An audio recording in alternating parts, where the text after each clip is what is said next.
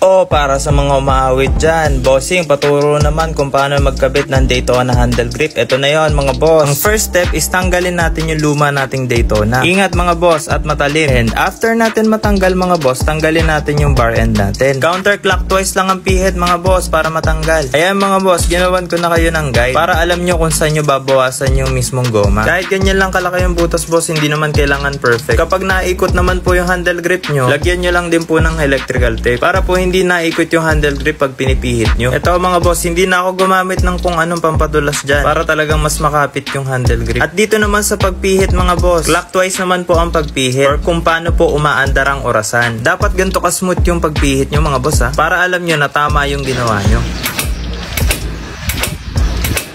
O diba, smooth na smooth. Yeah mga boss, same procedure lang dito sa kabila, walang pinagkaiba halos. O, bigyan ko kayo ng kapirasong montage mga boss.